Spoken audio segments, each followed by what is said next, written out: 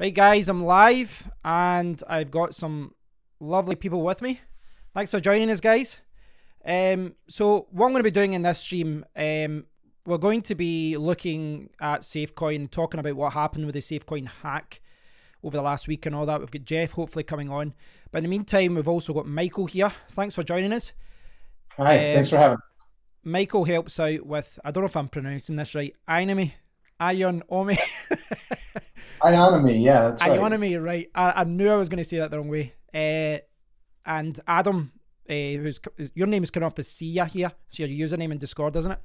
Yeah. Okay, you're kind of across both projects, aren't you? You help out with both projects. And well, I don't help out with Ionomy, but I've got Ionomy is quite close to my heart. Not quite as close as SafeCoin, but it's still close to my heart. Yeah, as far as your involvement goes. Yeah. I admit, because when you talked about this with me, I actually looked at the website and I'm like, I've seen this before, and I'm sure we talked about it in a live stream. Yeah. I mean, I think me and Wolf have tried to get you to look at Ionomy a couple of times, but yeah, didn't really give. No, I mean, I remember my initial impression was quite positive, because essentially it's like it's digital assets for games and other things, isn't it? Well, it's not just that. I mean, you've got games there that you can play every week, and you can win. I don't know what the prize are, like $150 every week in Ion just for playing a game. I mean, that's insane. Yeah, I remember you showing me the games before. Yeah. Lunar Bus, Cryptocurrencies, Off-road Heat. Yeah, and I think they've got another one coming out shortly. I'll let Michael talk about that or something. Well, I mean, I kind of recall what I talked about at the time, but I say this all the time whenever I'm doing a live stream, but I like cryptocurrencies that actually have a purpose rather than we're the new Bitcoin, but we've changed one thing. It's good to see a project that's actually designed for a specific purpose, whether it be even just an exchange coin, but if it's for an asset or a token, for a game, for a project, for anything, it's good to see a coin having a purpose. And you don't always see that. You don't, honestly, you check white papers and you're like, I don't even know what this project is for. Yeah, that's true. That's always been really important to Ionomy, to make sure that it's a coin with a purpose. And so I was the co-author with Adam Matlack on the Ion white paper, and I continue to be a co-author with him on the Ion improvement proposals. But what's really interesting is that the developer team, which is an open source project for Ion, has worked closely with Ionomy, which is a company that is really geared toward the game development community and towards gamers. And so, yeah, building games has been a part of what we're doing. But more importantly, and lately, what we've been doing is building a robust a suite of tools that game developers can use to incorporate cryptocurrency into their games to make their games even more fun. Right. So if I jump back to I'll show everyone this in the browser, just so that they can see this. Let me see. Right. So you've got that with the games there. So, but you were saying, it's not just the games, obviously. But the last time I checked this, there was like I think it was two games. Right, there's two games that are currently available in the stores. One of the games is being completely redesigned, and that one's called Cryptogravity. So the ones that are in the store are Off-Road Heat, yeah, and The Moon or Bust. Right. And both of those all three of them will be tournament-based games. So every week, Ionomy distributes $500 worth of Ion, and so I mean, one of the amazing things is that some people could actually make a living off of, playing these games and competing and winning. It adds a whole new level of fun and excitement to the gaming experience. It's quite interesting. Are you finding the same people are playing the games every week? It's a variety. I think we're getting new people in. Obviously, some of the people who get really good at it are invested in, staying in those high positions. And it takes work for people to become good enough competitors. But we're also working on developing a leveling system, which should allow different people to be matched up based on their skill level and experience level with other people, so they can also compete at different sort of entry points, regardless of their skill level. That's quite interesting. That's something I hadn't even thought about, because you want to make not a level playing field, but if you have people just dominating all the time, then other people will be alienated from actually playing because they don't have a chance of winning. Exactly right. Yes. So you want to open up the field so that there's actually real competition and real opportunity to enter. And one of the things we think is exciting about this is playing a game has got to be the easiest way to get into cryptocurrency. Yeah. Like all you have to do is play a game. You don't have to know that there's cryptocurrency behind it, but suddenly you wind up on the leaderboard in the top 10 position, and there you go. You've got some crypto. So, for instance, I mentioned that we've got this suite, and that suite of services is called the Power Grid. And the Power Grid includes one component that we've already talked about, which is Lightning, which is the API that allows game developers to connect their games to the tournament system and to Ionomy.com, which is the platform, the website where people can come and see the full leaderboards and get the crypto that they've won and deposit it or spend it or buy in-game assets for half price that they would have to pay if they were buying them in-game with US dollars or with euros. Yeah, I'm just looking at that on the website. You've got, well, there's a dedicated page for it, but in the developer tools page, the Power Grid page, it's got multi-platform, coherence, discounted purchases. How do users get involved with this? If they win their money, is it tied in a game or do they get a separate wallet? How does this work? As far as how does cryptocurrency? Because obviously, I'm just imagining if, for example, it was Bitcoin, for example, someone would need a Bitcoin wallet, but obviously you're dealing with people that probably don't have any kind of cryptocurrency wallet and never had. So right. So that's one of the interesting things too, is that Ionomy is a financial platform as well as a gaming platform. So the main thing that anybody needs to do in order to be able to compete and win prizes is that they have to sign up for an Ionomy account, which is it's a free account and it's easy to sign up as creating a username and password, and confirming it in your email. And then automatically you get a Bitcoin wallet, an Ion wallet, and a wallet for every other asset that we have on the platform. And there's a growing number. We're focusing on masternodes because Ion is a masternode coin itself. So we've also added coins like Wager and Slate and Masternode's Pro coin. We have LTC. We're going to be adding ETH. So it's actually a sort of hidden gem of the cryptocurrency world, because I think that there's very few coin projects that have such a rich platform available for managing financial needs. It's quite interesting because if someone stopped playing the game, even just for a while, they could still use the wallet element of it. Absolutely, yeah. So, and that's actually a centralized wallet that is a very simple interface. Anybody could use it, and there's an exchange right there. So if they want to convert their Ion that they won to Bitcoin, they can do that. And they can withdraw their currency to a decentralized wallet or to Coinbase or wherever else they wanted to take their Ion to. Right. So it's a very Cameron's just joined in there. I don't know if you noticed that there. Hi, Cameron. Hey, Kev. How are you? Yeah, I'm good. We're actually talking about Ionomy just now, but I pronounced that wrong again. We're going to talk about that, and then we're going to talk about SafeCoin. Okay, sounds good. I got a few minutes. I'll just listen and interject if I can. Okay, cool. Yeah, sorry, Kev. Going back to the usefulness of projects. I mean, I think that's what initially brought me back into cryptocurrency at the beginning of last year was Ionomy, and then I found out about SafeCoin as well. And there's 101 projects or 1,000, 2,000 projects, but you really want a project that's got some real use case, like with Ionomy, with the games and in-game assets. Yeah, the wallets, the financial side, and all that as well. Yeah, I'm looking now on the page where it says also SafeCoin as well. I mean, with the safe nodes coming, preventing the 51% tax for other projects. I mean, you have to be in a project that has some use these days, otherwise there's just no point being in it. Yeah, there's so many projects that just hype. See to go back to the wallet, I was just looking at the website there. You've got an exchange to exchange the coins. You've got a web wallet. It says it's a hosted masternode as well. is there going to be like an offline wallet where someone can download a dedicated wallet application, or is that always going to be like an online wallet? Okay, so this is the Ionomy.com is always going to be an online interface to a hosted wallet.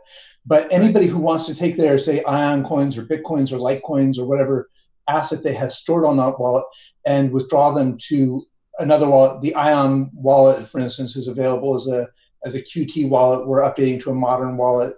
There's of course cross-platform builds for the daemon for the more technically sophisticated. But this is just an easy-to-use interface, and but you do have to be online in order to spend or access it and to sign in, because it's a centralized website that makes everything easy to do that. And are you looking to get the coin on other exchanges as well, or is it all going to be tied in the one ecosystem? Oh, so yeah, there's tons of there's a number of exchanges, and Ion, for instance, is on other exchanges like Bittrex, for instance. That's the main one. Right. There's a number of exchanges in Korea that are adopting Ion as well, including Upbit and a couple others. So we don't, we're happy that there's a wide, a big ecosystem of exchanges, and that Ionomy is traded across other platforms. And so, of course, there's going to be choice. Users can choose whichever platform they want, whatever one is going to be easiest for them to hold and use and access their coins, or to trade them if they're a trader or investor. But, we do have the additional advantage that for gamers who want to spend their currency in-game, to get 50% off of the in-game assets is a good deal. Yeah. So the lightning piece, which is the tournament connection. And I just wanted to mention that Recall Games, which is the game called Rumble Arena, has just developed a multiplayer version, so people can fight each other live online in this multiplayer melee style fighting game. And we're going to be integrating, or they're going to be integrating, the Lightning API so that they can connect. And what that means is that users will be given an option on their iPhone or their Android device to sign in to their Ionomy account and then compete for prizes. So that's actually what I was going to ask next, was whether you were trying to integrate Ion into other games. Because if you've got that as a currency in another popular game, because obviously, you've got quite a few games developing just now, but if you could, not saying the de facto cryptocurrency, but if you could become one of them, the coin would explode in popularity. Yeah, I think there's real exciting potential for, say, like if a game developer studio, a large studio with maybe 10 or 100 games, adopts Ion, then the sort of user rate and discovery could become exponential and kind of explosive and really begin to establish this. So that's just Lightning, but I want to mention Thunder too, which is our code name for what we're developing, what's being developed under the open source Ion blockchain is secondary tokens on the Ion blockchain. And one of the exciting uses that when we were at GDC, the Game Developer Conference 2018 in San Francisco, which is the largest game developer conference in the world. Of course, we got some interest just because people saw the word blockchain, but the key thing that most game developers were excited about and kept coming back to us about was the potential to have in-game currency to represent tokenized, to turned into blockchain-based tokens that you could earn in the game and spend in the game, but also remove out of the game, own them. The consumer, the gamer, can actually own their own assets or currency or tokens, and then trade them on the Ionomy exchange. So it gives a whole second life and adds new dimension to gameplay.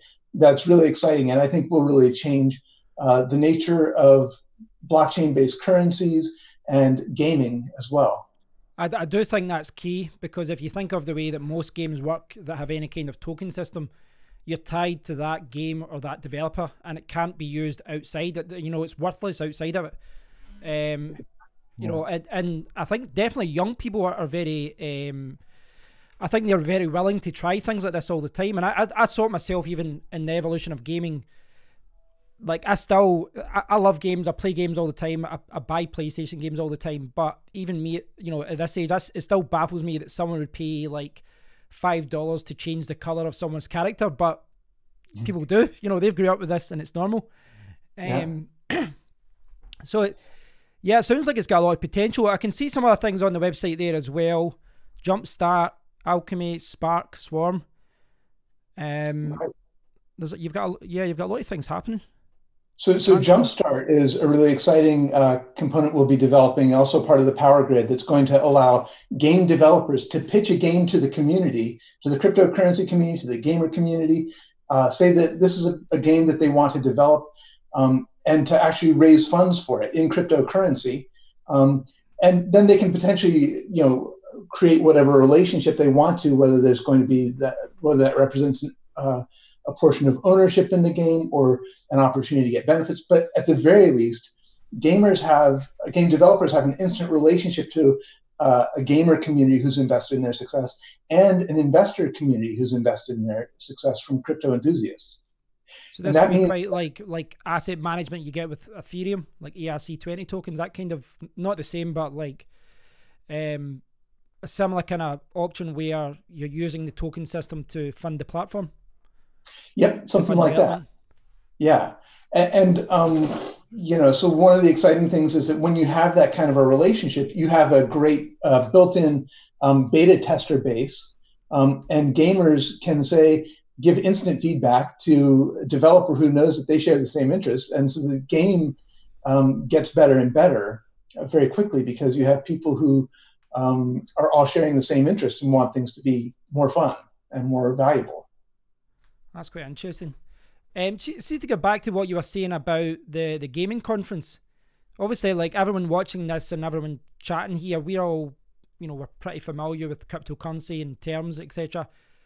What was it like meeting people from outside of cryptocurrency? Like, did most people did they know about Bitcoin and that was it, or is there a general understanding for people in the gaming world? Or yeah, you know, game developers tend to be fairly technologically sophisticated, and they've at least heard of cryptocurrency, and a lot of them really got it very quickly. They're like, oh my gosh, I can see the potential here. So yeah, it was really fun. It was very gratifying to bring a concept to a group of people who really could tap into how valuable it could be to make their games more fun. And one of the things that also really intrigued them was, as you were saying, you know how you said if you earn a cryptocurrency in one game, it's not useful in another game. Yeah. So here's an ironic thing. That's true even within a game studio. Right now, if a game studio has 100 games and you win, you know, $1,000 worth of currency or, you know, earn or whatever in one game, you can't use that in another game.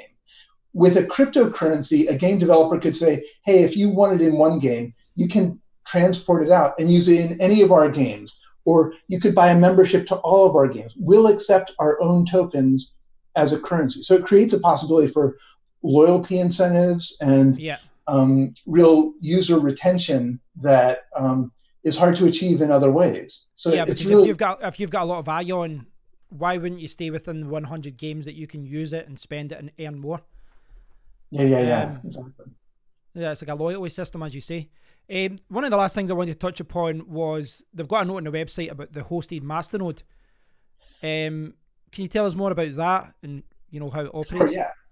So if you owned enough Ion or Slate or Dash or PIVX, you could you know, Wager or Masternode's ProCoin. If you own enough of those, you can rather than go through the technological and technical complexities and maintenance, including like management of a fork and stuff like that, you can pay a small monthly fee for Ionomy to host the Masternode servers, and basically you'll get the stake rewards whenever they come, and you can see it transparently.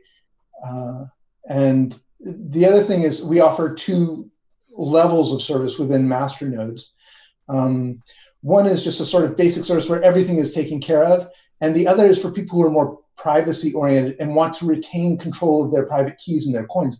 They don't even have to have to give Ionomy custody of their coins, they can just point their local home server where they own their own coins to an Ionomy-based remote server.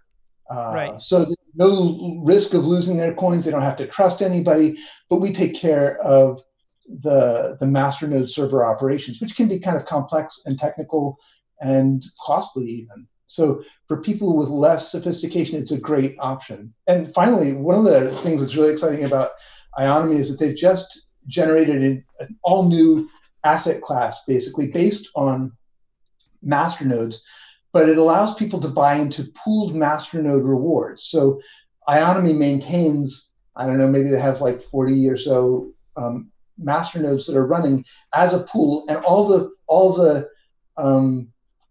ion that gets generated every day from those gets distributed once a day to everybody who's bought what's called share nodes. And a share node represents one portion, one fraction of a whole node. So you don't need to own 20,000 ion. You could participate with, say, 50 ion or 100, and you can still get daily rewards based on the portion you own relative to the entire pool. So it's still a masternode system, but I guess in that regard, it's more like POS. It's more like a proof of stake as long as you've got an allocation, as long as you've got some coins. That's actually a really good way to put it. Yeah. Yeah. I suspect that I mean, masternodes in particular, shared masternodes are really popular right now. But it seems like you guys have got your hands in a lot of different things. These are, the gaming. You've got the masternodes. You've got the wallets. You've got a lot of things on the go. And the thing we believe, the reason that Ionomy has built up all of these, this entire rich financial platform, is to serve the gaming industry. Because once people start to earn money or make money off of these games, they're going to need access to a system that allows them to convert it into other kinds of value and other kinds of use that they have for it, whether that's buying things in-game add-ons or whatever, or whether it's converting it to Bitcoin or another cryptocurrency, or buying share nodes and holding. Well, that's the thing, because I think a gaming company really should just be focusing on gaming. Now, obviously, like a behemoth like EA or Sega or something like that, they will develop their own thing. But most game developers are small. Well, not all of them, but quite a lot of them are quite small companies. So why would they spend months or years learning about blockchain and setting it all up when they can just use a service like that? Exactly. So we sort of make it easy for them, because it's really hard and demanding to be a good game developer, and good game developers are passionate about making great games, and we're passionate about that too, but they shouldn't have to distract their entire lives by learning how to do blockchain technology, which is not everybody has a good handle on that. And the demand for blockchain developers is very high and very competitive. So this is a fairly streamlined way for game developers to take all the advantages of blockchain technology, and we're trying to make that as easy an onboarding process as possible through relatively simple and straightforward APIs, and through partnerships where we help game developers understand their options, and Ionomy can work with them and manage their asset, help manage their assets, and help design a plan that's going to work for them. Do you think I could just ask you a question? What's the history behind Ionomy? I mean, if I look at SafeCoin, I know Jeff registered SafeCoin back in 2013. I think it was Kev, 2013. You registered SafeCoin. Registered SafeCoin. What are you talking? Sorry, Jeff. Oh, did Jeff. Did he trademark SafeCoin in 2013? I think it was later than that. I think. Or maybe I might be wrong there. I might be wrong. Is Jeff what? I think Jeff was watching. What's the history behind Ionomy? Where did you guys come from? What's the plans for the future? How many people on the team, and stuff like that? Yeah. So Adam Matlack is the chief strategist for the team, and he's out in Korea right now. I can't speak entirely for the team, but I'll do my best. So in 2016, Ion was first developed. So The Ion blockchain is entering its 4th year, I think right around Valentine's Day, the 14th or so. It's entering its 4th year of existence, and the team has really been focused on gaming and game development and creating a digital asset with digital use cases. So that's why gaming was a natural fit, because we saw all these assets that were being developed that didn't have a use case. And we kept wondering, well, how's it supposed to have value? And we realized that through a partnership with a company and a blockchain-based cryptocurrency, you could really create a whole ecosystem and invite other people to participate and grow that ecosystem. The focus was initially on creating, through Ionomy Studios, those 3 games, and there's more in the background that are being developed, as sort of pilot projects to test out and to prove that the technology works, and to develop the APIs and to test them for the Lightning, and to develop the plans for Thunder and for other cryptocurrency assets like the tokens on the Ion blockchain. So Ionomy has always had sort of, people from different camps. Some of them are people who are really interested in gaming, and many of them are traditional crypto enthusiasts. And there's been really beautiful synergies between people who discover the other side and people who come from the cryptocurrency world and who are enthusiasts who discover gaming and start to play the games and start to enjoy that and see the potential for what this could be. And then also people who are just gamers who discover Ionomy and the platform that's, as I said, is sort of a hidden gem because it's hidden behind, you have to have an account, which is enough of a barrier that you can't see all of the richness that's been developed in it. So just recently that platform got a whole new design that included a lot more coins, and Ionomy is looking to add more cryptocurrencies and looking for partnerships with other, especially coins that have strong community bases, so that those coins can sort of participate in the masternode system, especially the share node system if they're interested, and the exchange as well. Well, that's the thing, because I think from a strategic point of view, you've got like different projects that could work with you guys with the masternode side of things, but then you've got gaming companies that's like kind of separate. Most of those guys probably don't have anything to do with cryptocurrency, but they could potentially get involved and reward users with Ion and give them access to the exchange. And I think, I mean, maybe I'm wrong here, but I think for a smaller gaming company, there would be a big attraction for that, because it's not just the cryptocurrency that they're getting access to and the ability to reward people with coins. It's getting tied into the whole platform. Because now all of a sudden, one of the hardest things to get noticed when you're, trying to download or promote your game online is to get noticed, simply to get downloads. And if you can tie into a platform, if you guys have got 5 games already, but what happens when you've got 10 or 50 or 100, and then they instantly become part of that family? Exactly. And, I'm not suggesting they'll get an avalanche of traffic right away, but long term, this is, stronger together. Essentially, as cheesy as that sounds, but the tagline for Ionomy has been the business of fun, and we've always considered Ion to be more than money. So the relationships have been really important to Ionomy, and the community that's developed around both Ion and Ionomy is a growing but also like a very cohesive one. Like people are very loyal and excited and invested emotionally as well as maybe financially in the success of the experience. And so we hope to bring other people along and connect them to each other and have this, I think the way you put it is very, very beautiful. Yeah, like this sort of shared community of enthusiasm about these products and services. Yeah, I mean, because I was kind of saying that before, but I think a big company, EA, when they look at innovation from other companies, they don't think, how can we work with these guys? They think, we are going to do that too. They've developed their own thing.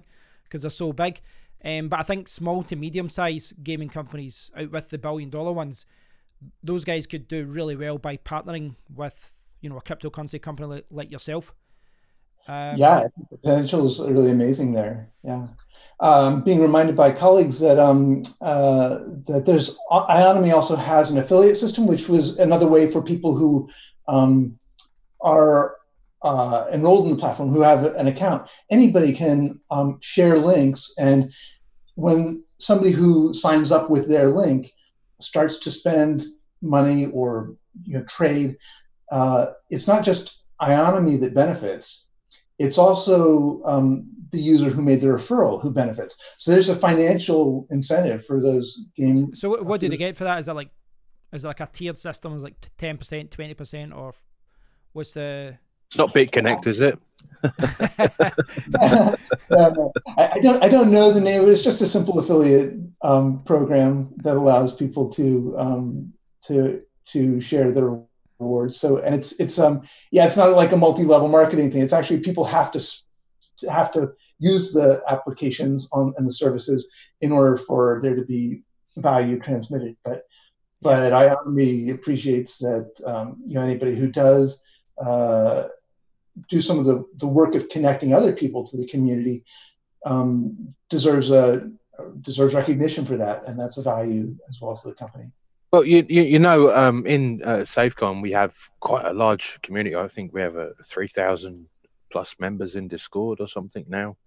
It's quite a large community, so you know, it's a good opportunity for you to you know, introduce Ion to them really by having this video, because most of the users will watch Kev's videos, and yeah, so maybe get a few more customers. Yeah, we definitely should reach out to the community there. Thanks for that. Well, ideally, you know, I'd like to see some way of seeing Ion and Safe work together. I don't know how, but some kind of something or another. We did try and list you, didn't we, you guys, last year, I think, but there was a little hurdle that we couldn't overcome. You know, hopefully we can change that and list you guys on SafeTrade as well. That would be really good, I think. That sounds fantastic. And there's a fork coming up, which is going to bring the Ion blockchain very close to current with at least core PIVX, but also we're trying to stay as much in line with Bitcoin Core as possible.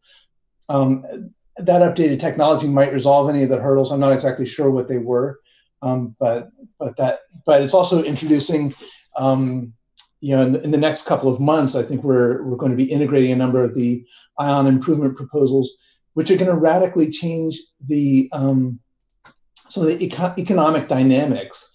And I got to tell you about one of them that is exciting to me. So this is one where we're introducing what's it called? It's called time lock. So this means that right now, usually masternodes have to have, say, 20,000 Ion in order to operate a masternode. What this is going to do is to say, just because you run a masternode, you know, that's how you get 50% of the block reward. That's how you're eligible for 50% of the block reward if your masternode hits. But what we're saying now is that if you commit to lock your collateral, you say your 20,000 Ion, for 6 months or 9 months or 180 days, you'll get an incrementally larger percent of the block reward. So instead of getting 50% of the block reward, you might get 60 or 70 or 75% of the block reward. So what that does is it creates more incentives for people to own a masternode, which in turn keeps less coin on the market. It means that there's more masternodes that are available to do the work of managing, say, the tokens, which is through a secondary layer. And by having more and more masternodes, it also means that a 51% attack on the coin is much less likely or possible because there's so much more competition for owning the masternodes and running them. So it really changes the nature of masternodes, and I think that's sort of the brilliance of blockchain technology in general, is that you can design smart incentives to reward the outcomes you want to get. whether that's having fun with the game so that you keep playing, or or holding on to the coins because you're going to get longer term rewards if you hold them for longer. So that's just another exciting piece. Can I mention also that we're just gonna, when tokens come out, the first token is called Dark Matter, and that's going to go under the trading symbol XDM. This is a hyper-deflationary currency, and it starts out with a very limited number of tokens. There's only going to be, I think it's, gosh, I'm going to get the number wrong, 71,000 XDM ever created. And what's interesting is that as people spend their dark matter, when they transfer it, they have to pay a small fee. And part of that fee is actually destroyed or burned or permanently removed from the coin supply. So after, say, 1 million transactions, the 71,000 initial coin supply actually gets smaller and smaller. And what happens then is that the value of the total XDM network gets concentrated in fewer and fewer coins.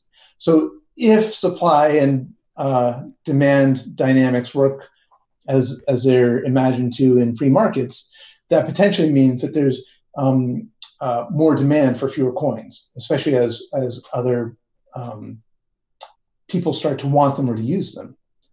Actually, I remember talking to Jeff about that. Jeff, I don't know if he's still watching, but we had a discussion about this as well, and he was explaining all the different projects out there that have a coin burn, and it's like for different transactions they'll start essentially just taking money off, and then the total supply will never get reached.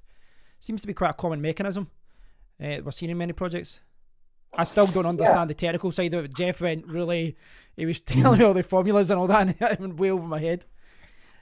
Well, there's a tie-in too with the gaming, because in order to create a token on a new game, you have to spend a small amount of dark matter.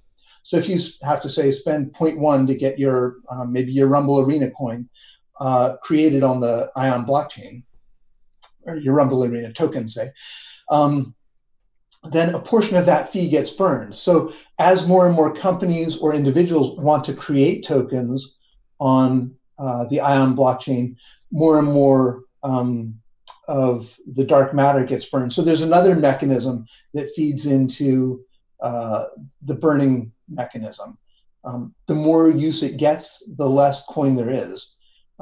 So it's a great store of value. And unlike gold, which is a great store of value too, there's no real fixed supply in gold. You never know. Anybody could mine more gold if they wanted to. This, you know exactly how much there is, and you know there's only going to be less. And you can see that the more that it gets burned, potentially the more valuable your token is. And of course the exchange rate could fluctuate, but at a fundamental level, you can see exactly what's happening and track that on the blockchain. Well, it looks like a fascinating project. I'll definitely keep tabs on this one. Cameron's just joined us again. If Adam or Cameron, have you guys got any questions for Michael before we move on to SafeTrade? Thanks so much for giving Ionomy the opportunity to speak about this. Well, I was actually going to say, not to put Cameron on the spot, but Cameron's got a YouTube channel as well, so you should really be talking to him as well. I know you can't see the website. Can you see the website section when I was showing there, Cameron? I know you're probably on your phone just now.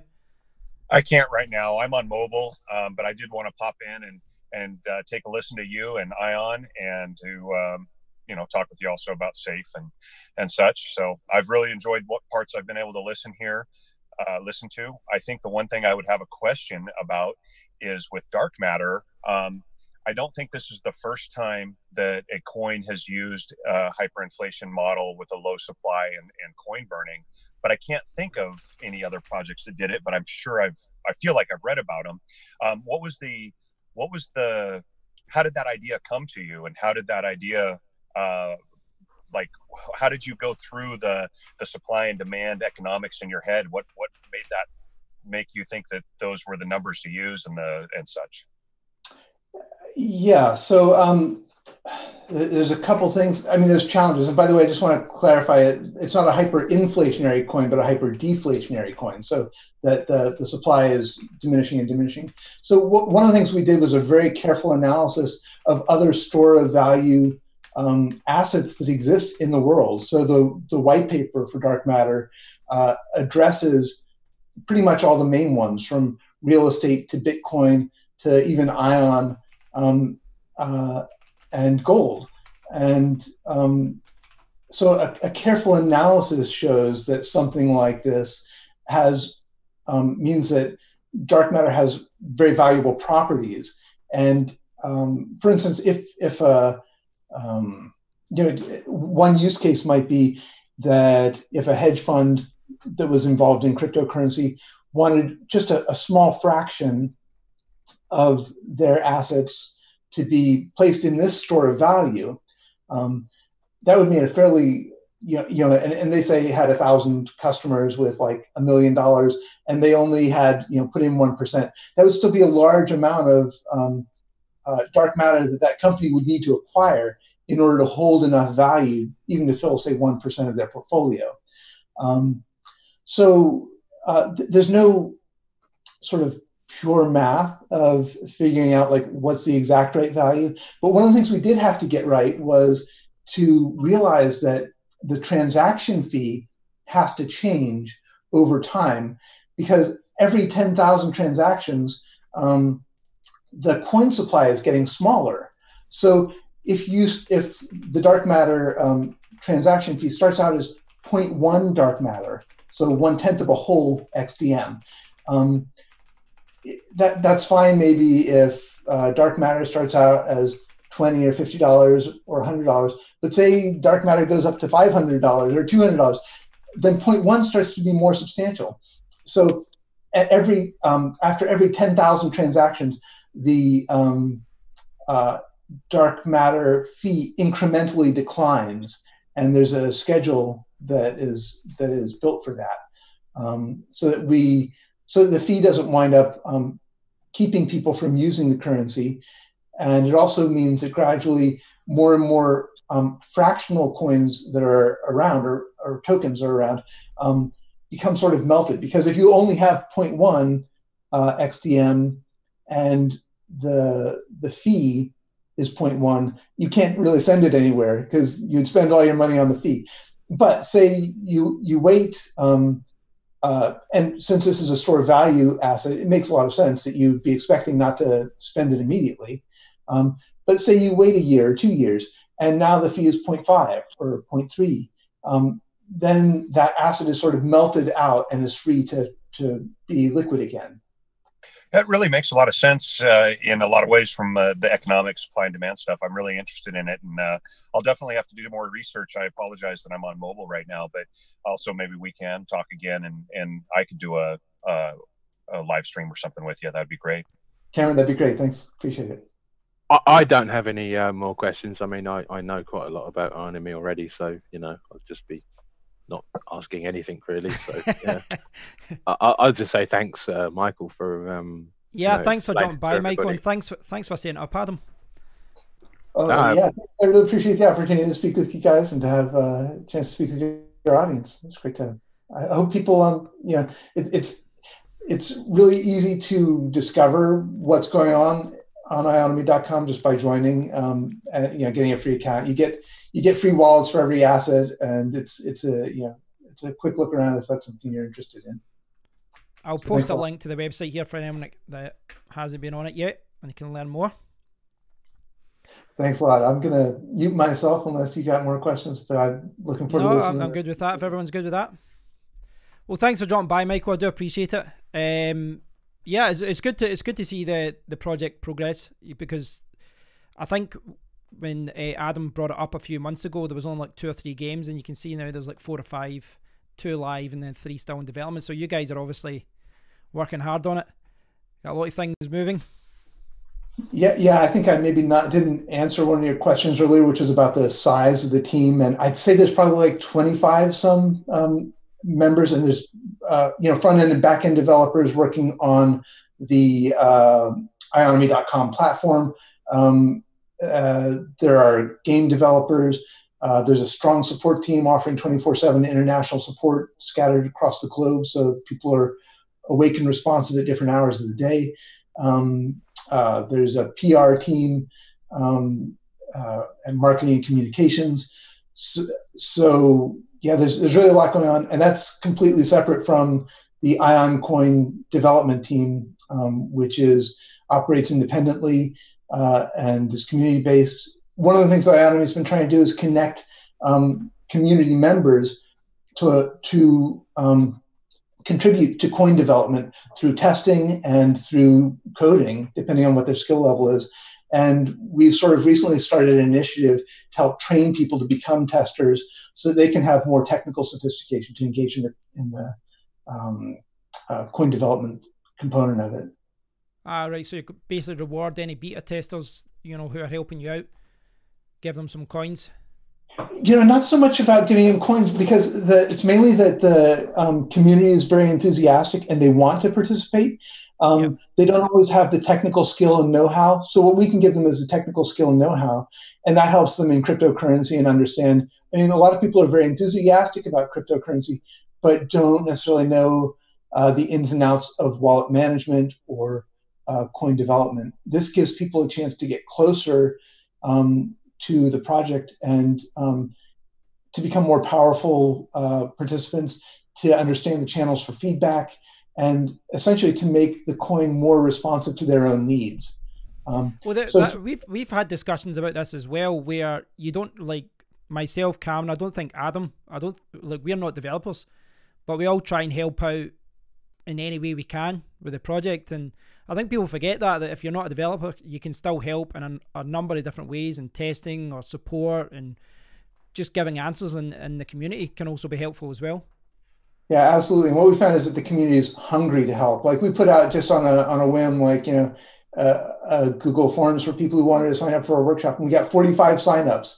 So, and we were expecting 2 or 3, and so there's really, people are interested, and there's other parts, like we're very interested in making sure people understand coin security and understand the privacy implications of what they do. So there's real potential for us to be educators or partners in education about cryptocurrency, how it works, not just the ideals, but the practice, and how to make sure people keep their coins safe and keep themselves safe in a relatively unregulated world where people, I mean, it's brilliant that people can have self-sovereign money, but people also need to be educated in how to manage that safely and carefully, and that's something we really are.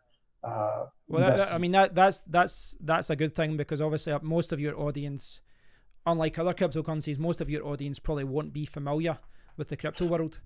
Well, right, yeah, I guess since we're such an easy on-ramp to cryptocurrency by introducing gamers to cryptocurrency, we do have a special role in helping people enter this new world of the new money, of the digital era of money. And it's going to be the future for a lot of people, but they need on-ramping. And getting into cryptocurrency is maybe easier than learning how to use it well and use it carefully and use it wisely.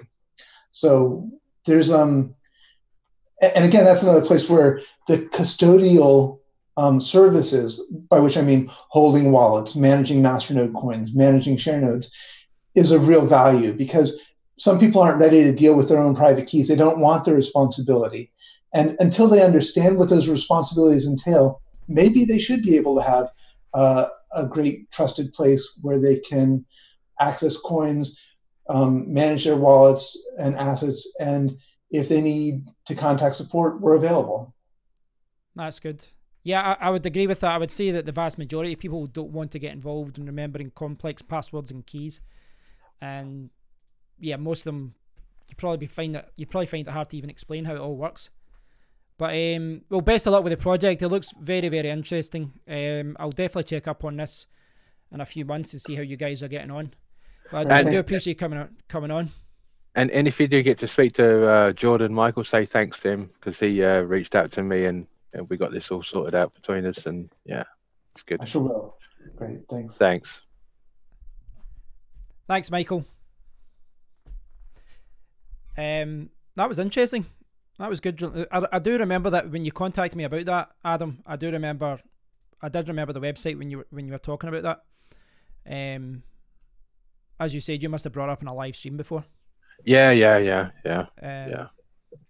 So, There's a lot of Ionomy in SafeCoin Discord as well, though, isn't there? There's a lot of Ionomy investors in SafeCoin and in SafeTrade, and both projects. Yeah, it's funny how you sometimes find the same people investing in similar projects, and then kind of partnerships built up because people are in both projects. Well, they're real, real useful coins, real useful projects. They're not just, like I said the other day, a jamming, just another masternode, because they're 10 a dozen, aren't they? You need a project that has value, has a use case, because if it doesn't, what's the point of it? There is no point. You can't just make money out of nothing and say you're doing this and that, but you don't do it. Well, you can if you're going to Bitcoin talk. Yeah. Oh God, there's a formula for doing that. Don't mention Bitcoin talk, please. So we can make. Do you want to talk about? We'll talk about SafeCoin and SafeTrade and just kind of catch up with that. There's been a lot of comments. I don't know if Jeff is Jeff still there? Jeff, he was commenting there. So apologies, guys. It's obviously when we're talking, it's we can't respond to every comment. It's different when it's one-on-one. Thanks for everyone who's been tuning in. Thanks for all the comments. Is Jeff coming on or what? Well, Jeff was in the comment area, so I'm not sure. I'm sure he'll jump on at one point. Jeff, never mind chat. Come on and talk. Yeah. Never mind chat. Cool. Oh, he's here. Right. Has he got the link? I'll send him a link if he doesn't have the link. So yeah. So like, wait there. I'll get the website up. In fact, I'll send. Right, I've sent Jeff. I've sent Jeff the link. Right, so I was going to show you SafeTrade is back up, and I think we've nearly got the majority of pairs are up trading now, aren't? Is that correct? We were talking about this earlier. I'm loving the new design, by the way. I'm really liking it. The new SafeTrade design.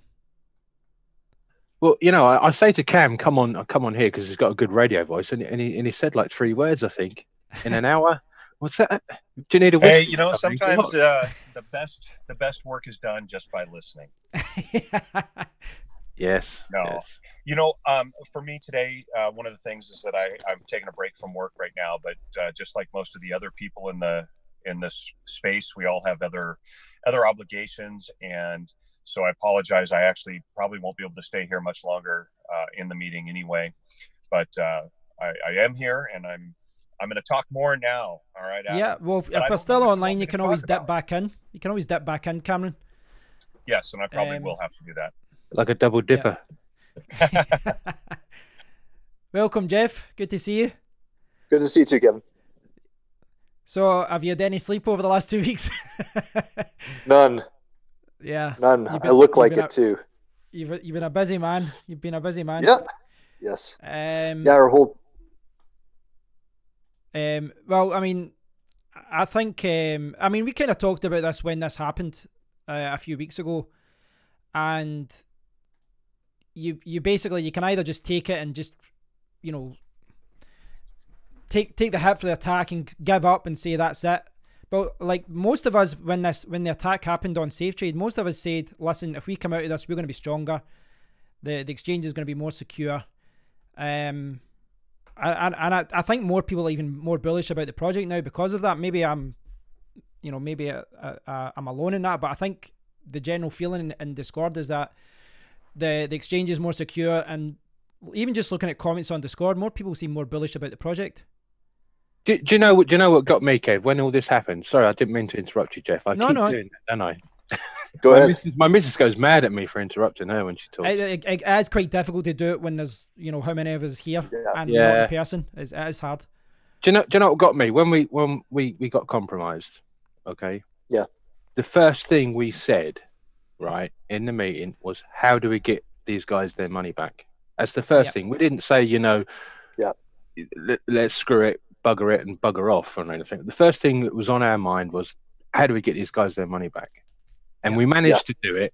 And I think because of that initial reaction, I think it's made the team even stronger than what it was. It's made the community even stronger than what it was, because everyone sees how honest we are. We're not. There's no scammers in here because, like I said, the first comment was, "How do we get these guys their money back?" Yeah, everybody should be extremely proud of themselves. It was amazing.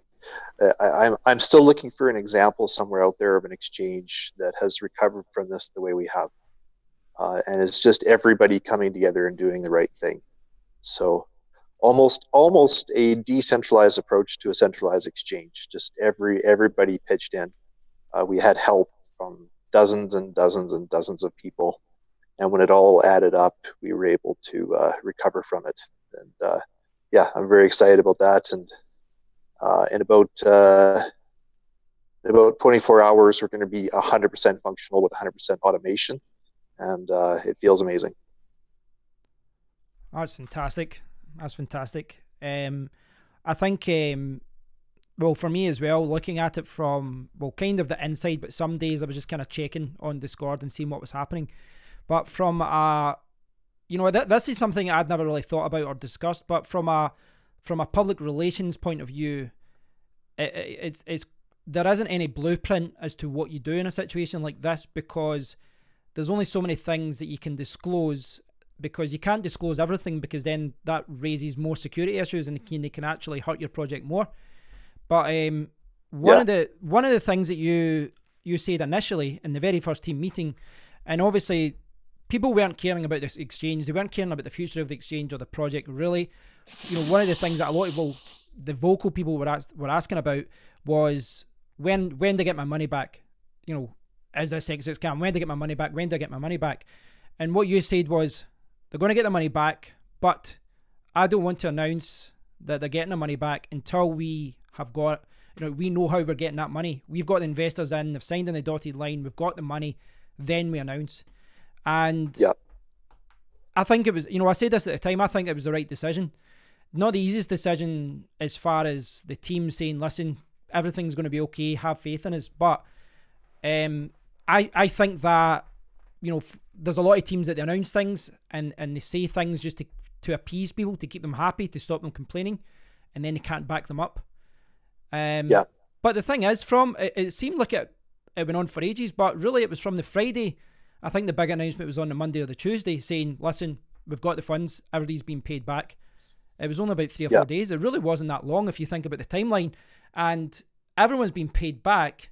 And I mean, look at what happened with NiceHash. And granted, it's maybe not a fair comparison because they got a huge amount of money stolen, but they're still paying people back from what's that, a year and a half ago now, from their big attack.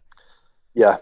I know it's a different situation when the funds are higher. I do appreciate that, but I think there was a lot of people complaining, but really, getting it all sorted in 3 or 4 days is it's unbelievable when you look back. Oh yeah, the amount of effort people put in, our community, our Safers group, the team, it was just unbelievable. People in this chat, people just put in hundreds of hours, and if you add it all up, it would be thousands of hours that were put in to get us back online by many different people over a short period of time. And it's funny because we had a few, maybe not even 1%, 0.1% of people. We had a few people, maybe 6 people, who were very upset in Discord, basically saying, we're never going to get our money back. We're really angry. And they got their money back. But what's more important is the other 99.9% of people were either very, very supportive, or I've spoken to some after who, I'm just there helping them with stuff on the exchange, and they're like, what do you mean I still have my money? They just assume. They just assume when an exchange gets attacked that their money's gone. And they're okay with that because it's happened so many times. So I'm really happy that we were able to do this differently and learn from it. We've learned a lot from it. We're going to continue to learn a lot from it. There's still a lot that's happening in the background. But I mean, ultimately, the biggest thing is we jumped from a float of just under 2 Bitcoins to 8 Bitcoins in a That was period really of about. bad timing. I mean, that's one of the things you talked about at the time. You're like, if this happened like 3 days later, we were fine. It was really, really Yeah. bad timing. So to explain to everyone what Yeah. happened, basically, you've got like the hot wallet? There's the terminology. You Yeah. keep all the exchange funds, and you normally have 1 or 2 Bitcoin, but over the course of a week or so, it jumped right up to 7 or 8 Bitcoin, and you were ready to implement a new change in the system so that the majority of the money goes to a cold storage, like a Nano or whatever you want to use. And what that means from the customer's point of view is that they might have to wait 24 hours for withdrawals because the money needs to be sent from the cold storage wallet.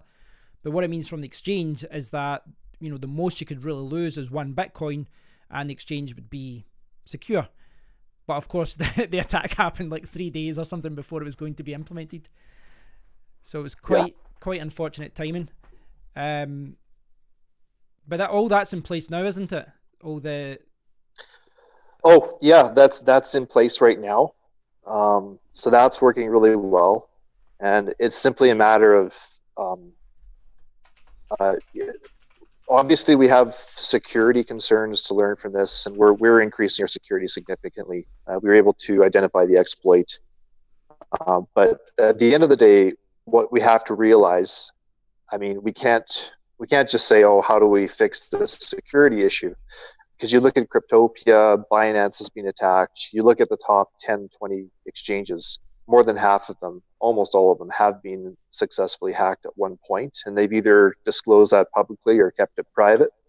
You have to admit that exchanges are not hacker-proof.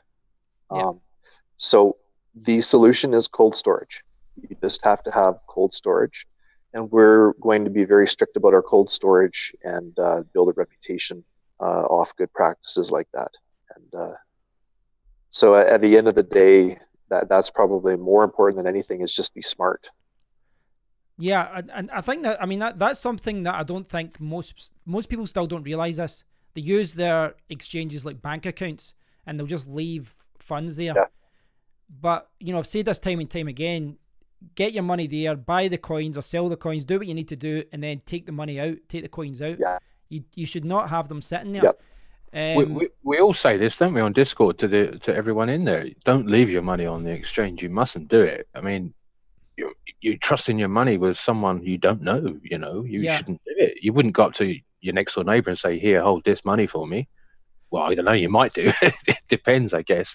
But I mean, there was a tit for tat on Twitter between Binance and Kraken, I think, where Binance said it's okay to leave your coins on the exchange, and literally every other exchange said, "No, do not listen to this. You mustn't do that. You mustn't leave your coins on the exchange ever, because nothing is hackable." Yeah.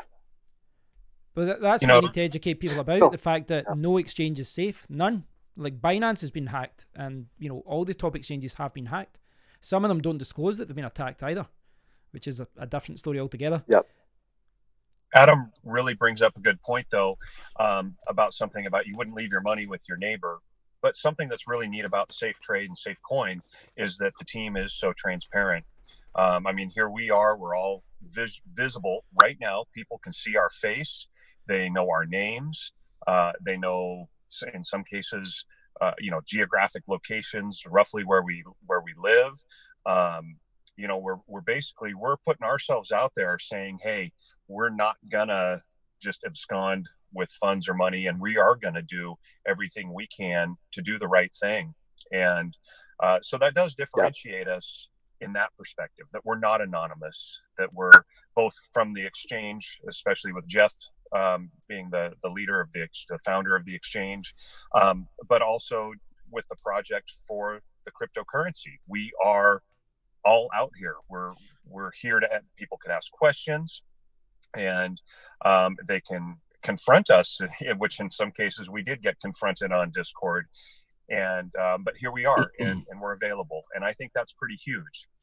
With that said, that doesn't mean you should store money on any exchange, because all exchanges are vulnerable to an exploit of some kind, some way, somewhere. Security is always something that is going to be evolving and changing and new exploits, and it's something constant. So you can't use it as a bank account, but at least in this case, we've shown that you can trust the people behind it. I mean, you know, there is a reason why there's so many Ledger Nanos and everything sold. It's because no one trusts their own computer to leave money on, never mind somebody else's. So I mean, you know, right. Yeah, it just doesn't make sense.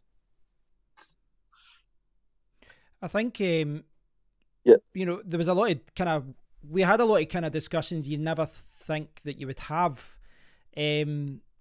See, like early on, like I'm sure you guys are okay with us disclosing this, but remember the first meeting when we were talking about this, like, right, okay, we need to pay everyone back. How are we going to do this?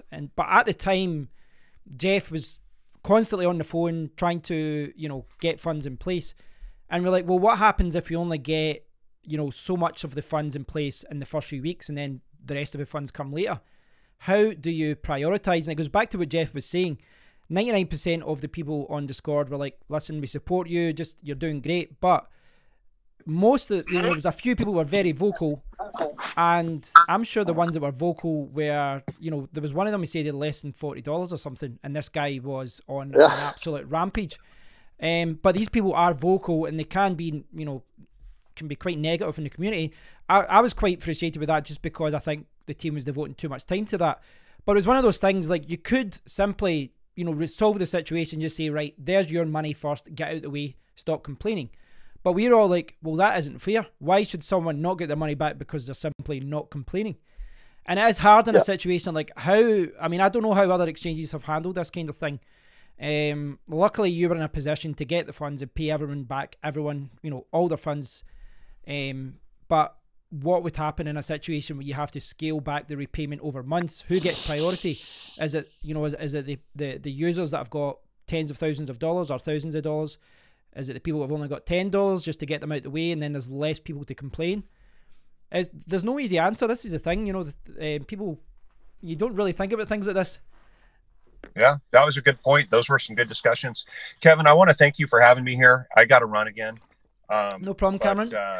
I hope that I added something to your conversation. And yeah, definitely need to get you back on. Yeah, absolutely. You guys enjoy the rest of this talk, and I'll watch later. Okay, thanks, Cameron. Right. Bye. Thanks, Cam. Yeah, no, I agree, Kevin. It's kind of amazing. And those are the first. So the two biggest coins that got hit were Bitcoin and SafeCoin. Luckily, we were able to recover all of the SafeCoin funds. And then that was we made a immediate decision. So as soon as we found out about the attack, the server was shut down and SafeCoin was immediately rolled back. And of course, there's hypothetical discussions about whether it's right or wrong, but it was the only decision to make. And because we made that decision immediately, we cut our damage down by 80%, 90%.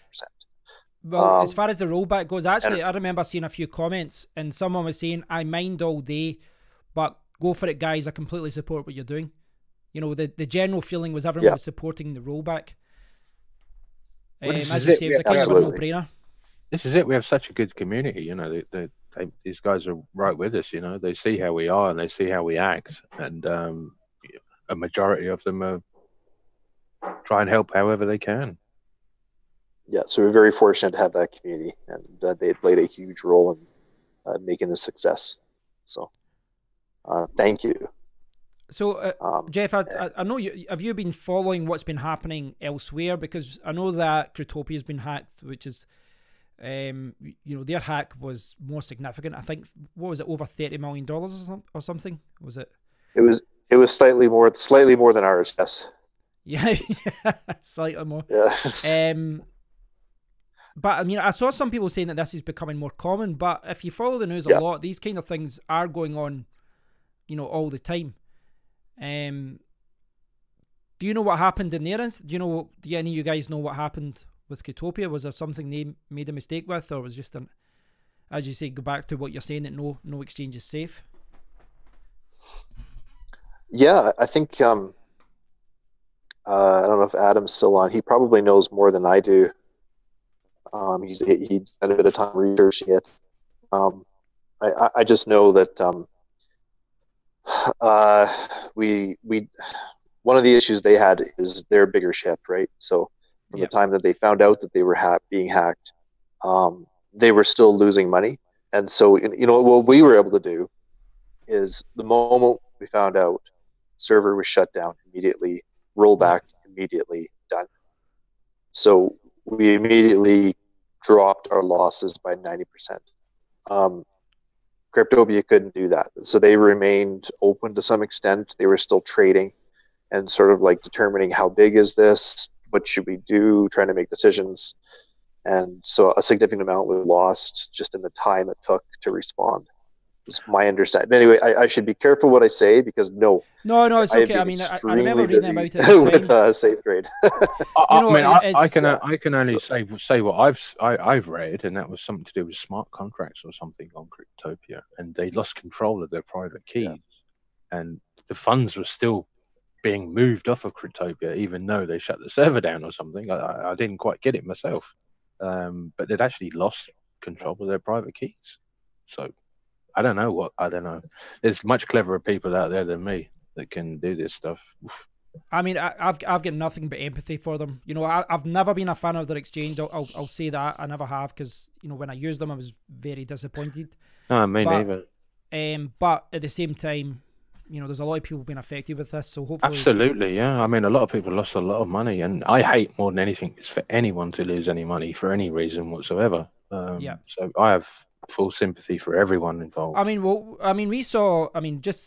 we really just got a taste of what they're going through just now on a much larger scale. But what you quickly learn is that no decision is easy.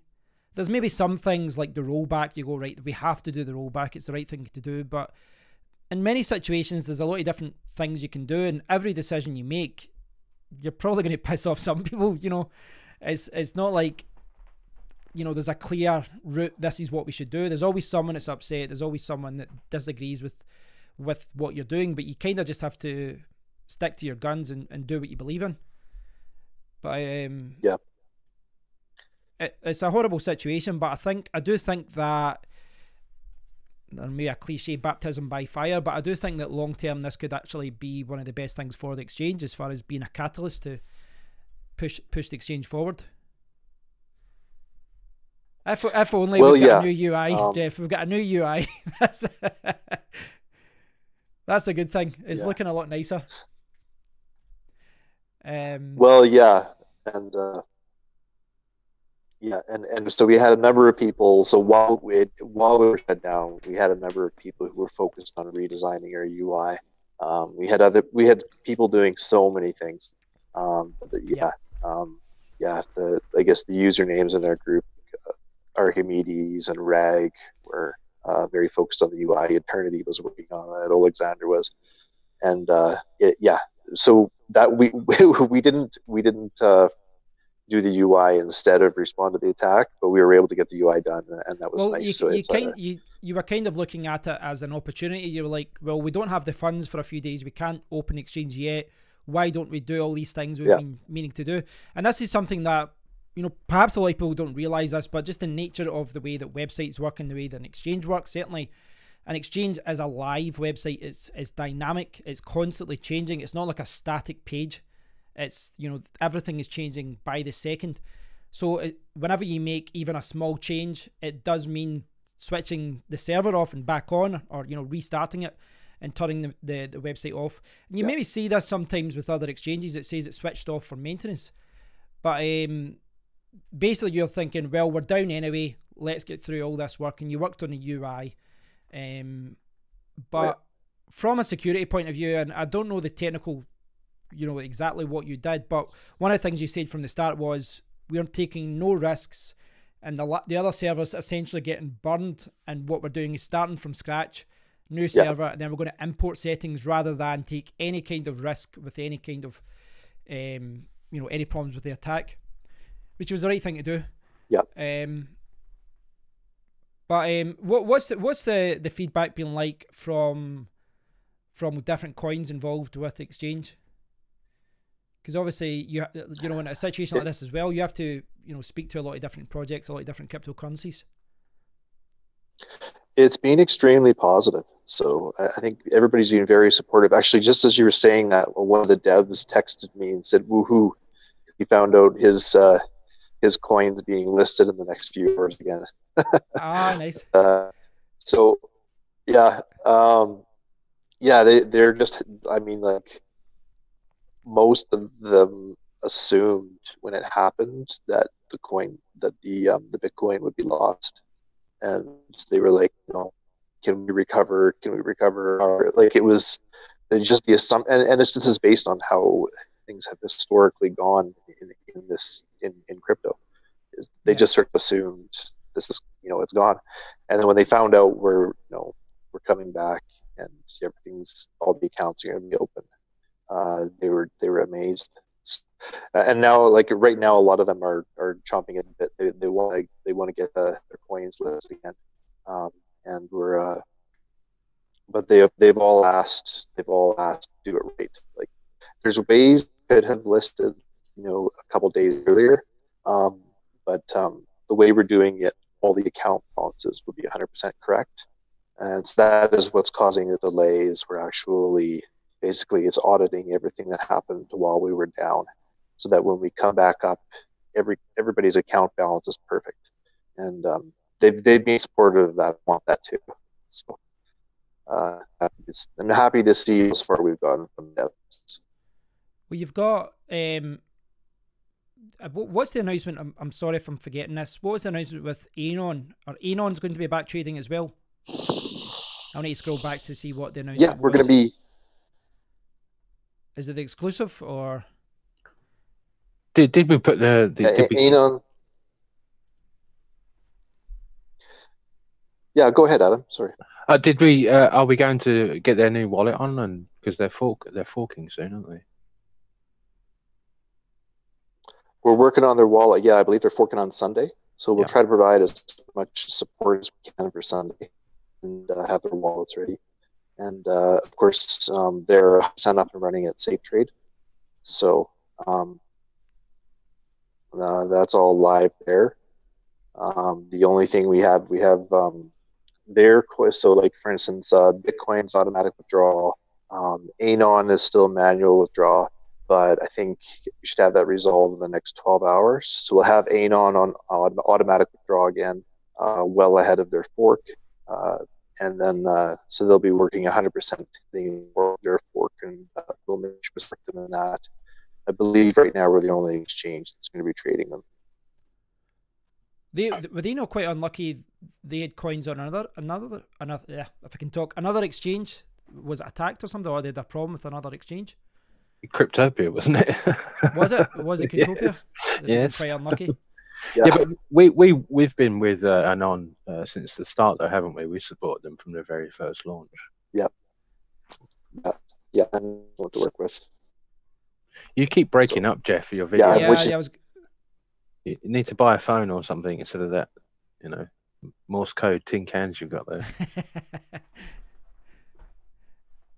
I don't know if it's the connection or something, or the video, the bandwidth. The bandwidth. Yeah, it will be. I can see myself great. Lucky me. I'll just post this.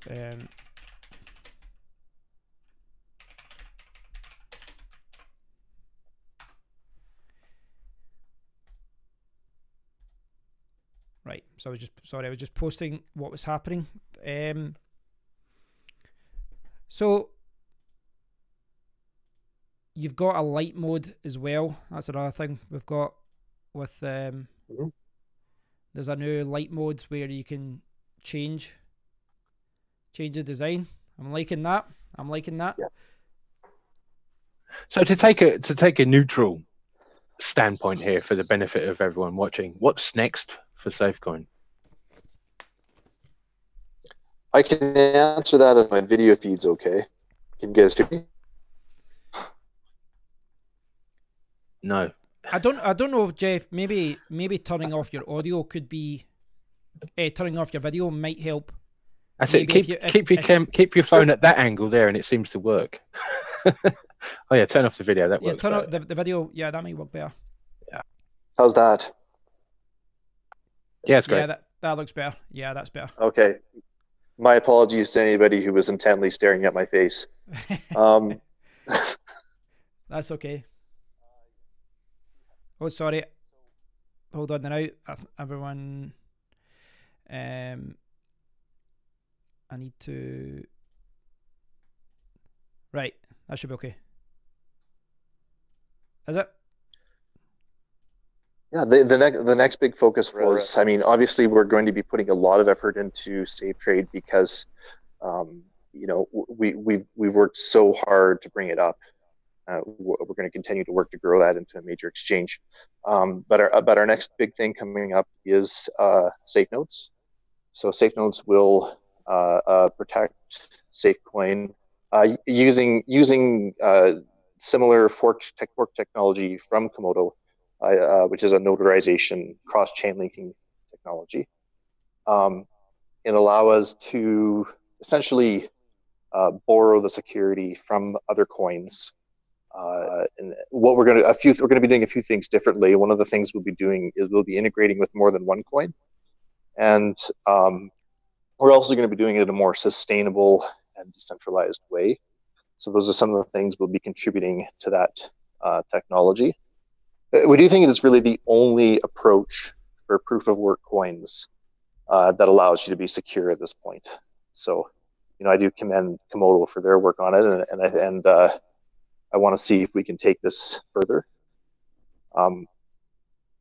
We're going to see if we can have code out in the next few days for SafeNodes. So we'll be doing a code update.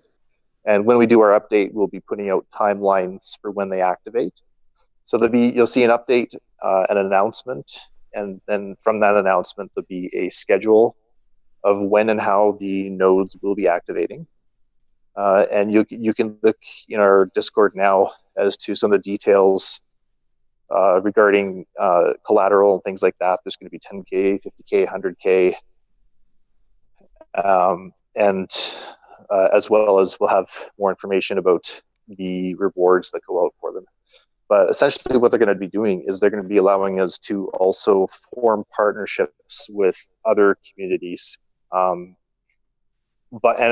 by linking with more than one coin, what it means is that it's a multiplicative increase in security. So if you're linked with 3 coins, in order to be successfully attacked, you more or less those 3 coins all have to be compromised before you can be double spent.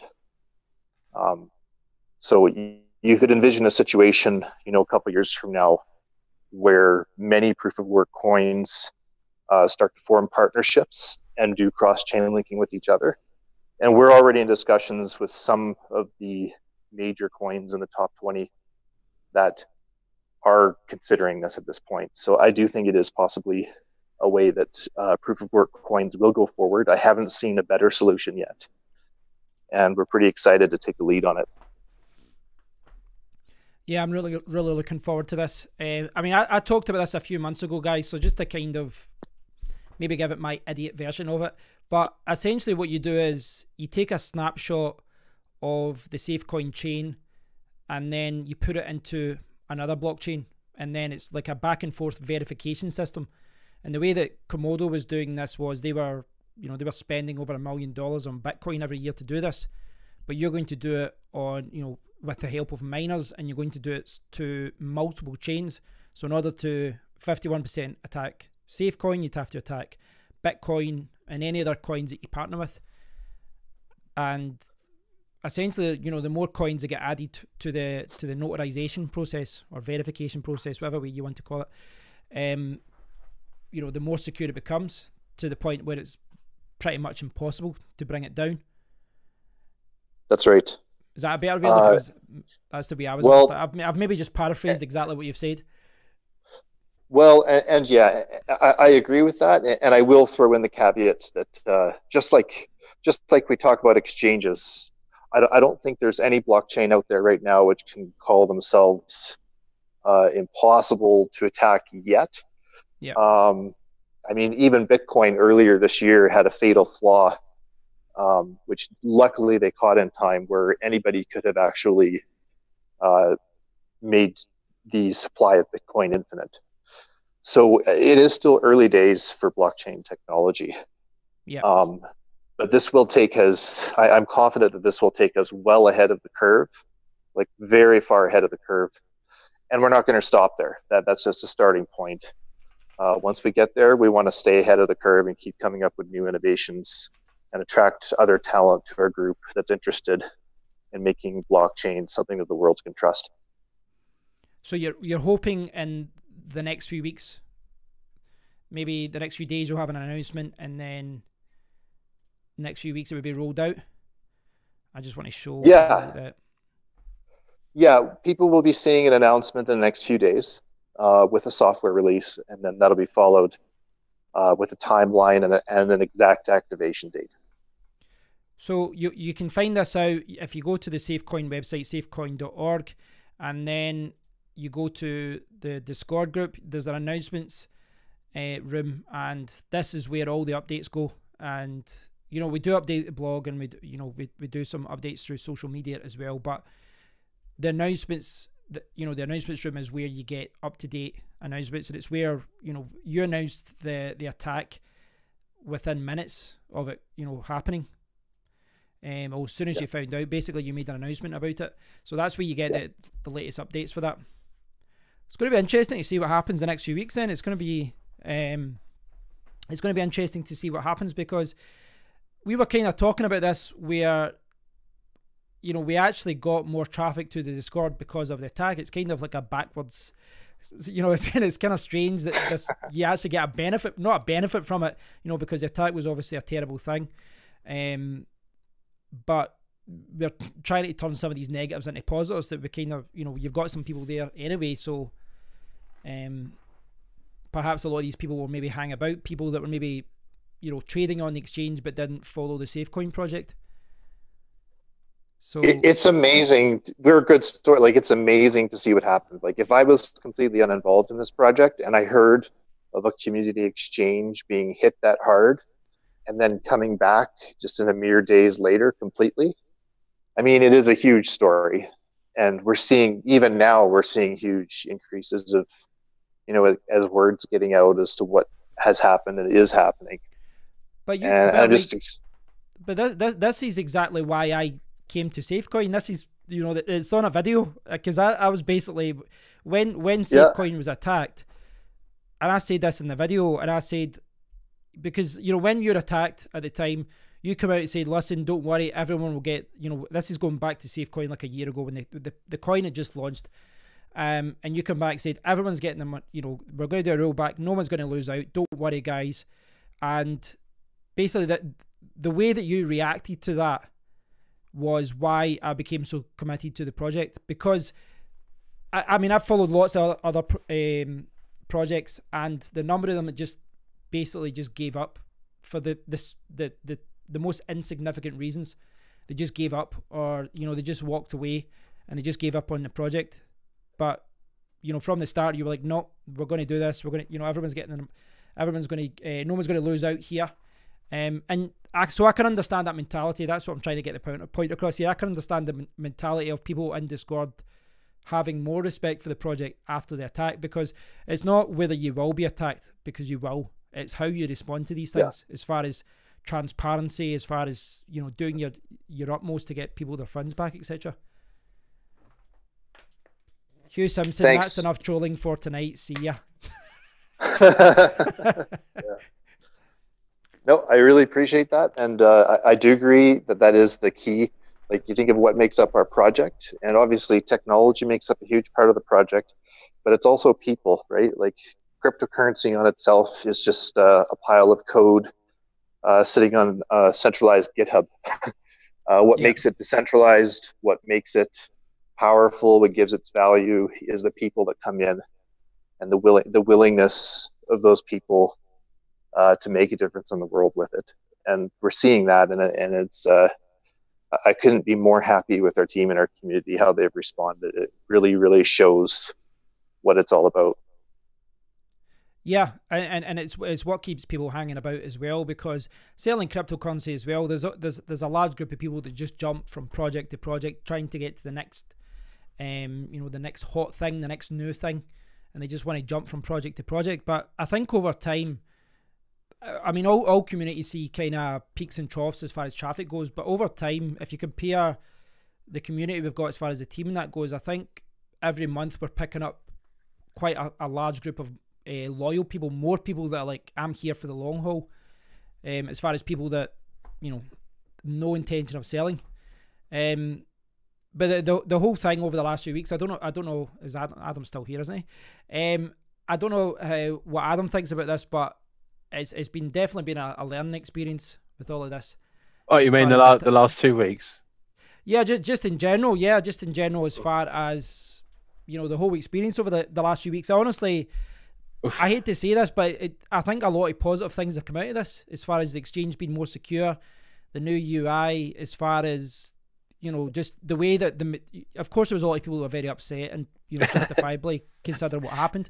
Maybe not as upset as the way some people were, but I think the vast majority of people reacted in a very positive way, and it was overwhelming, really, when you look at some of the comments. Yeah, I mean, you know, overall, I think the response was pretty positive. There was the odd one user who decided to do some other stuff and say that I'd said things that I hadn't said, and yeah, I don't know if we want to do we want to talk about this? I'm happy to talk about this, but I don't know if we should. Well, really. I remember when Verge was attacked. When you guys remember when Verge was attacked quite a bit ago. Yeah. The first thing they did was they put out an announcement and they said, "Oh, we are glad that this has happened." Yeah. And we did not put out that announcement. yeah. So I mean, like, no, we're not glad that it happened. I would much prefer that it didn't happen. But at the same time, it showed who we are. Like, it showed who we are. But this is the thing. Like, any project can say in their white paper about transparency. I mean, it's just a buzzword, really, if you think about it. We are transparent, you know. I've tried not to cover projects that didn't have, you know, people being public on the website. But transparency is one thing saying it; it's another thing backing it up. And well, we know the whole team's transparent, but right or wrong, you know, and I know that we talked about this a little bit earlier, where you say, listen, we can't say everyone's getting their money back until we know where that money's coming from. And, you know, that made it harder to moderate because it was people justifiably, you know, where's our money? Yeah. But it was the right decision. But what you did do, and maybe I don't think you're maybe getting enough credit for this, but right away, as soon as you realised, you posted in the announcements room, you posted, listen, there's been an attack, here's what we know so far. Now, that should always be the default response. Every project, cryptocurrency exchange or whatever, should say that, and they should respond that way. But they don't always do that. And not to single out a particular project, but a good example of this is Bitcoin Private, and they've had a lot of kind of PR problems over the last year. I don't want to delve too much into it, but when they had a few different problems, for example, there was a developer that stole money, and they found 3 million coins in the exchange and on extra that had been mined or given away or something like that. I can't remember exactly, but what I saw throughout that was a central theme whereby they waited until they get caught. They effectively got caught by someone else, and someone else said, hey, what's going on here? And then they wrote a big post that explained what happened. Well, 3 months ago we found out this, and 2 months ago we realised this. But they weren't transparent. They were transparent in retrospect. When they got caught. Exactly. And that's the thing. You know, that's the thing. And, you know, credit has to come out. There's been a lot of projects that have been transparent, a lot of exchanges that have been as well. I remember with the double spend attacks, Bitcoin Gold and Zencash at the time, Horizon, they come out to their credit and they were warning people as well. But a lot of projects don't react that way. Well, you know, there's not a lot of projects that nobody likes to, you know, air their dirty washing in public, do they, so to speak? Yeah. But when it's something important or that affects a lot of people like that, then I believe you should be completely transparent. Well, they have a duty to do it, but they don't always. This is the thing, because a lot of projects, the way they react is they try and sweep it under the carpet and try and sort it out in the background, hoping that no one will notice. But that's the wrong way to do it. I think, right or wrong, if you're transparent, people are going to be more understanding. If you just tell them, listen, we've just discovered this shouldn't have happened, but we're going to resolve it. Yeah, because until we knew that we absolutely had the money to give back to everyone, I mean, that was our first response was, how do we give everyone their money back? Yeah. But then we had to work out how to get the money. So we couldn't exactly say in Discord, you know, guys, we're going to give you your money back. Don't worry about it. It's all good. We couldn't say that. But we had to say we'd find a way to compensate you. But this is kind of what I was saying earlier, though, that there wasn't any right, you know, the easy way to do it was to appease everyone and just say, listen, you're getting your money back. We'll sort it out. Don't worry. But that, you know, maybe some people would argue that would have been the way to go. But I agree. Can you? You can't lie. Well, that's the thing. You know, that's why I think ultimately it was the right thing to do. But again, it becomes about transparency. The reason I'm bringing this up is just because I think in the cryptocurrency world, bad news spreads very quickly, and good news is very, you know, it's really rewarded or even mentioned whenever, you know, like when you think about it, why isn't this mentioned in all the cryptocurrency blogs as far as an exchange being attacked, and within 4 days, you know, everyone's been told they're getting the money back, and within a week or so they've got all their funds back in their account, or even less than that. It was like a week or so, wasn't it? Yeah. Yeah. But the fact is, you know, a lot of these cryptocurrency blogs, they're not going to report good news. Bad news is always what's being covered. Hey guys, my battery's about to die. I just want to say one last, because I think I've thanked literally everyone. I thank you, Kevin. I thank you, Adam. The other people I haven't thanked is the pools. This is always a difficult situation because pools are a kind of centralization, so it gets into issues. But the bottom line is that the pools represented their communities very, very well. We were able to do that rollback almost immediately. And that is because the pools put their community members first, did everything they could to solve the situation. And then a few angry people, and I'm talking like the 0.1%, started attacking the pools. So the pools actually lost money out of this. So a big thanks to our pools who actually did the right thing and lost some money as well on it. We know who those pools are. That made a huge difference as well. But anyway, thanks, guys. No, that's important to note, Jeff. Yeah. It's something you forget about sometimes, is like without the support of the pools, then a proof of work coin just isn't going to work. Yeah. Well, thanks for coming on, Jeff. I know you're going to have to head off. Thanks for coming on. I do appreciate it. Thanks a lot, guys. I really appreciate it. Have a great day. Yeah, talk to you later, Jeff. Thanks, Jeff. Okay. Cheers. Bye. Where's your man Norlis then? Is he coming on? No, I don't. I've not seen him. I didn't send him I haven't looked at the YouTube stream, so I have no idea what this looks like or what it sounds like or anything else. What, as far as sound goes? As far as sound goes? It's anything, you know, it's something I normally do, really, to be honest with you. Yeah. Was this your first time on? Is this the first time you've been on my channel? Yes. Oh, right, okay, sorry. see, because we are so used to talking on weekly team meetings, and we're used to chatting like this. I hadn't even thought about the fact that you hadn't been on before. Yeah, you popped my cherry, Kev. Well done. Yeah. That's the best way for it. Just go right in. Yeah. No holding back. Just go for it. Oh, dear.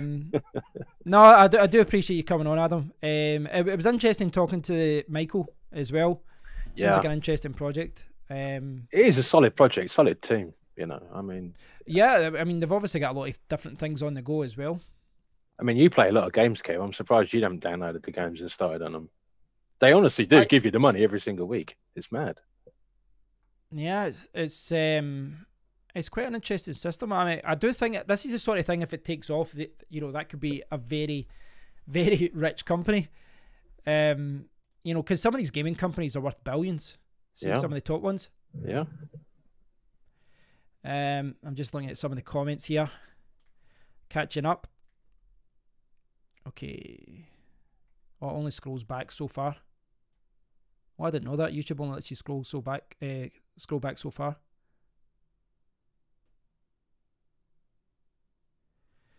Let's go back to comments that were posted like half an hour ago. Look at these stalkers in the channel at Sepka and Alexander and Eternity. None of them have said anything. Yeah. What the hell? They just want to be part of it. He just wanted to be involved. My mic is broke. It sounds completely broken. Yeah, I can see. I can hear.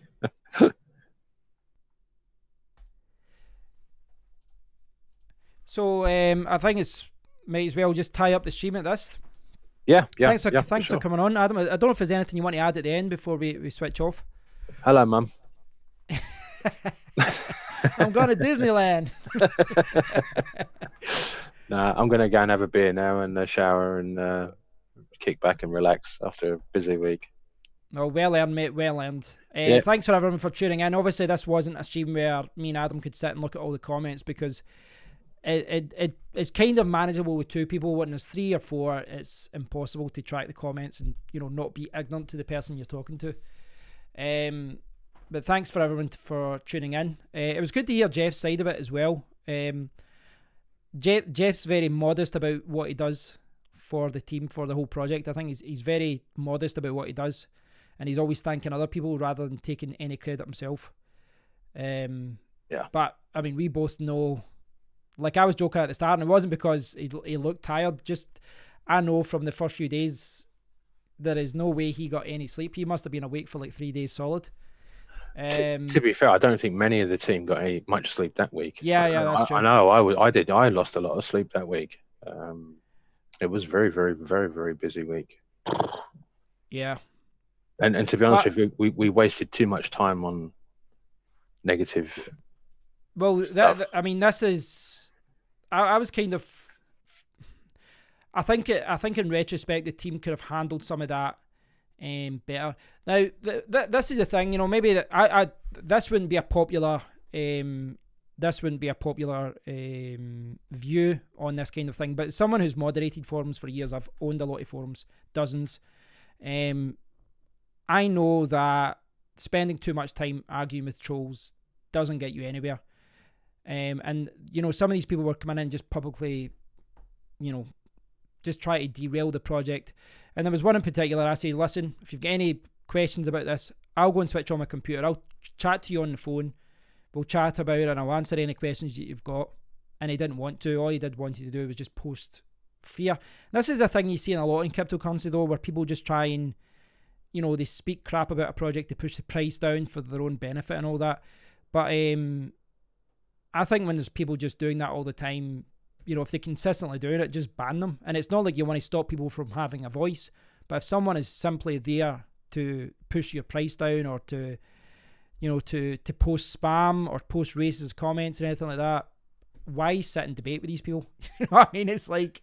Yeah, but it's tricky when you're part of a team, a project. I mean, if I wasn't part of SafeCoin, I'd have, just told the guy to do something that I can't really say on your stream. Difficult.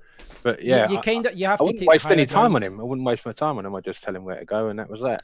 Yeah, but it is hard because you do kind of need to take the higher ground. And successful trolls, what they'll do is they'll say something that kind of looks polite, but it's got a little cheeky comment in there just to try and annoy you.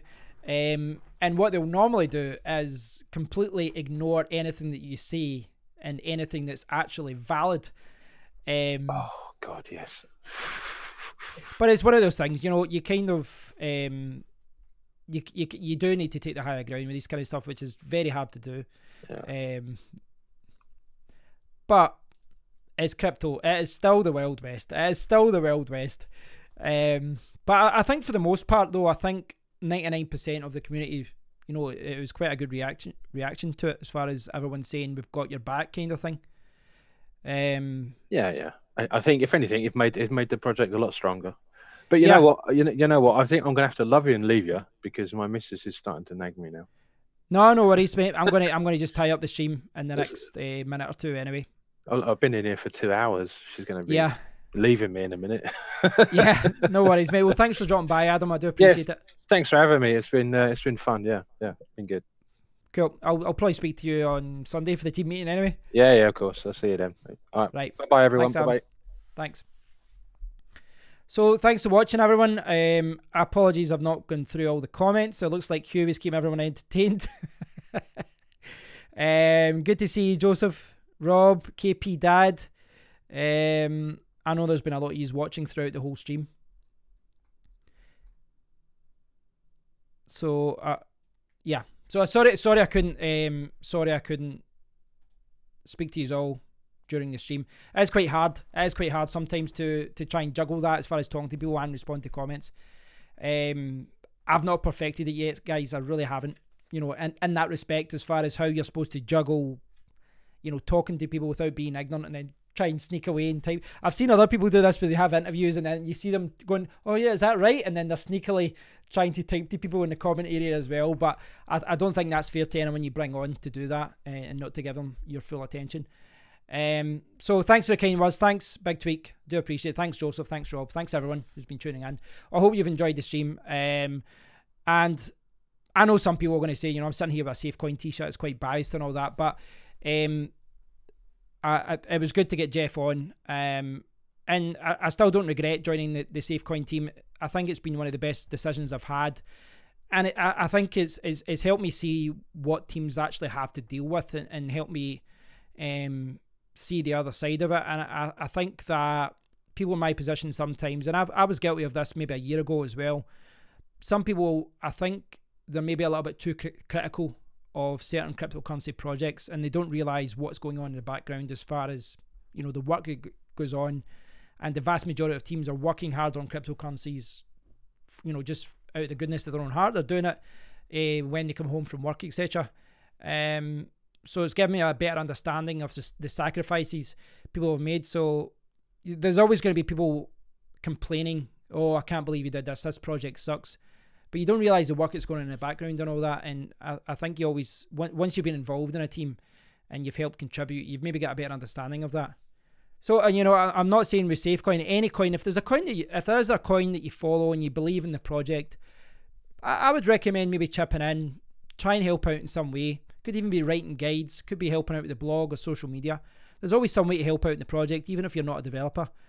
And you'd be surprised, some of the most important people on teams, they're not always developers. Sometimes it is, you know, some other members of the team that are doing something else. But thanks for watching, guys. I realised this was mostly, I know I'm not pronouncing this right, Ionomy, that's it, Ionomy. I've pronounced that differently about 4 times. But it was good looking at their project, and it was good to chat to Jeff and Adam and Cameron about SafeCoin. So, Joseph saying that's how you get involved in Ether 1, writing guides and advising. Yeah.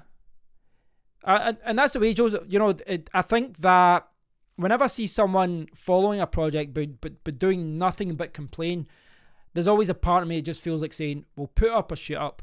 Be part of the solution and not part of the problem. You've got time. Everyone else is giving up their time. Why not get involved and give some time up as well?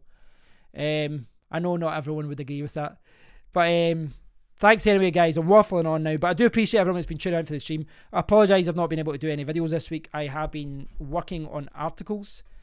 Very boring, but it's what I need to do to make money. So I've been doing a lot of work and I've unfortunately not had time to do any videos, but I'll hopefully be able to do a video, maybe not tomorrow, if not maybe Sunday night or something. I'll try and do a video over the next few days for you guys anyway. Thanks for watching. Have a fantastic weekend. I do appreciate everyone tuning in. Hit the subscribe button and all that palaver. And I'll speak to you guys very, very soon. So cheers, Joseph. Cheers, Big Tweak, KP Dad, Rob, even Hugh, who's left. He's had enough trolling for tonight. So cheers, guys. Have a great weekend. I'll speak to you all very soon. Cheers, guys.